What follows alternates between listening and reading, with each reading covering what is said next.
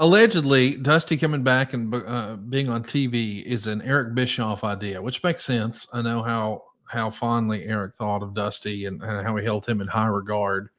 And it's written in the torch that the idea was we'll keep it super top secret, talking about Dusty's return, and we'll make it a very short stint, maybe even just a one-off. I think that was the original idea, as it was supposed to be a one-off. The ratings come back, and then they're like, of maybe we course. do a little more. It's pretty remarkable to see, what we're doing next, because Nitro on February 5th is in Tupelo, and we're going to get more Dusty Rhodes here. And of course, we know we're going to be dealing with Dustin and Dusty. The ratings come out, it's still doing well. I mean, I don't think anybody expected at this late in the game Dusty Rhodes to be a draw, but it worked. I mean, the Observer would even say there were no plans at present to use Dusty Rhodes on television again, even with the pop and rating he drew. According to Bischoff, he feels Rhodes can be used effectively, maybe 2 or 3 times per year on TV to get the nostalgia pop, but his appearance in Baltimore was designed as a way to help get Dustin over. What do you make of that? Do you believe that? Do you buy that? Like, it feels like Dustin had his own fans by this point. He had been Gold Dust and made so much waves and so much press and so much attention for himself. And then even in WCW before the WWF run as the Natural, I mean, he had been in Sting Squadron and main eventing War Games and, his stuff with Dusty back then, Seal It With a Kiss. I mean, great stuff. But there was something about Dusty that was just magic. What do you think of this assertion that we brought Dusty back to help get the kid over? Is that fair? So I want to make sure I understand your question. Do I believe that's why they brought Dusty back? Well, I'm just saying, to me, at this point, he's so established. It would be like if they were to, let's say AEW was running a show in Memphis and a few years ago before your dad passed. I don't think they would have said, well, let's get Jerry to come out with him and shine up Jeff. It's like, he's already established. What are we doing that for? And that's what I'm saying is, if you're asking my opinion, the reality is you bring Dusty back, that hurts Dustin. I think so too. There's no question about that. So I believe that the real reason was to bring Dusty back was let's pop a number and see what happens. And if it really is a one-off, if it really was a one-off, Mole Man would say, I've heard him say this many times. I mean, even when I was, I'll say 3 or 4 years into the business, Conrad, nowhere close to be, I was established, but that's relative. But he would tell Lawler or whoever it may be, if I'm coming back, I'll never save Jeff. Ever. I'll go out first and get beat up. He saves me. Okay. If we're going to end up in all this, I've got to play the role of lesser than, because he's the one who makes the towns every week. It doesn't make sense to put me in that lead role.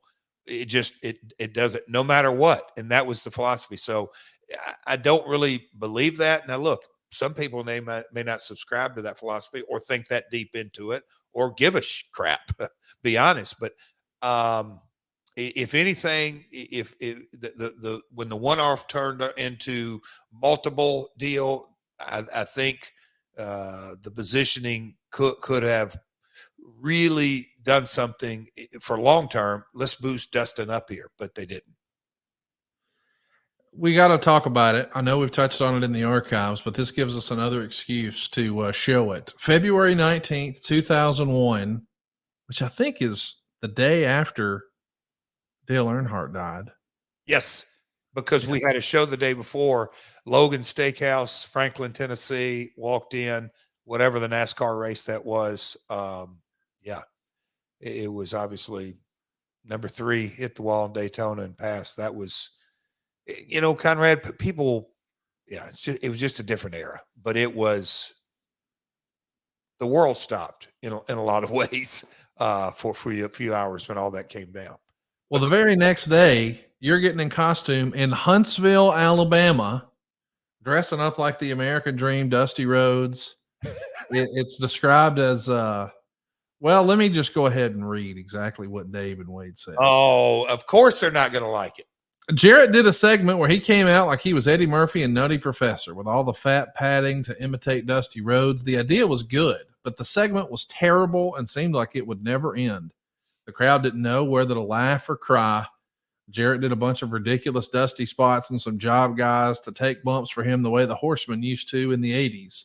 That should have been funny, but for some reason it wasn't. Jarrett just isn't funny, even with good material. Jarrett gave one of the guys the shattered dreams, and Dustin came out for the save.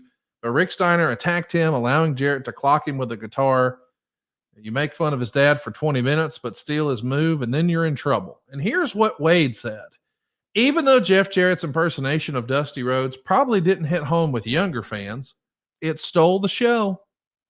The sad thing is that Jarrett has been more entertaining as Sting and Dusty as he has been in his own tired persona.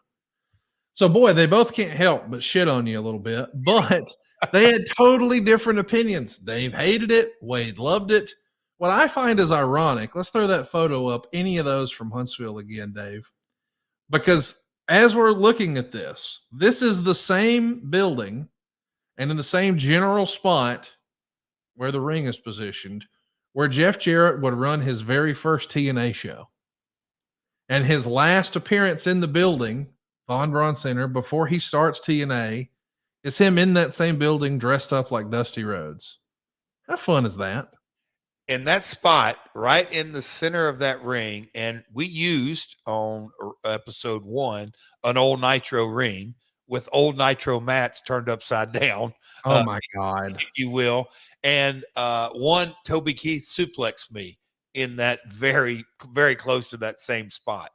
And another little fun fact that as I was prepping, because when I was given that creative, I think maybe either a week or maybe just a few days before, hey, we're going to get you to do a Dusty impersonation. And I said to Russo and Ferrara, Ed Ferrara folks, I just said, I don't do the impersonation. I'm not good at that. I'll dress like him and we'll do all that, but let me, have a little fun and then talk like I talk. And they just were headstrong and said, nope. And I said, Ed, then he said, I will work with you and I'll teach you how to say certain, dweem as opposed to dream. So I think R's or W's, and he broke it down phonetically for me. And so anyway, and Mr. Silva, where me and Ferrara had our probably about an hour he worked with me first for about 20 minutes. And then I came back and we worked literally probably, 30 or 40 minutes.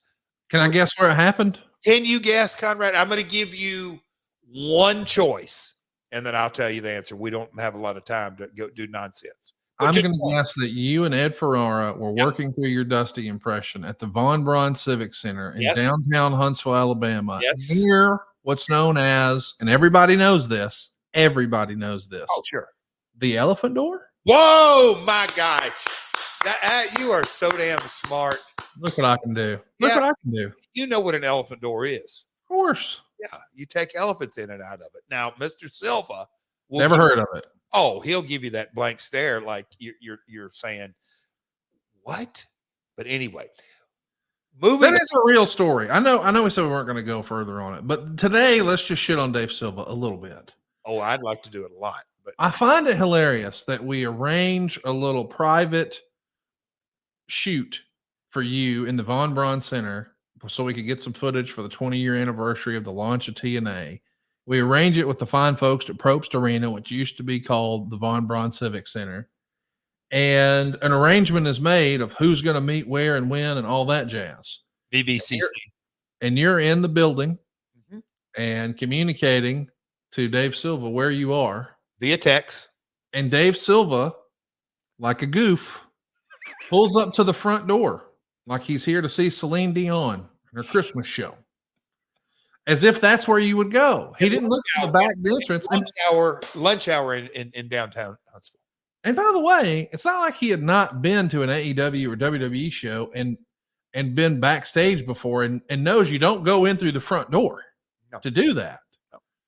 But then when you're like, I'm at the Elephant Door, he's like, but there's not a circus here. Hey, Jeff, I'm up front with my hazards on. Do I just leave my car at the box office?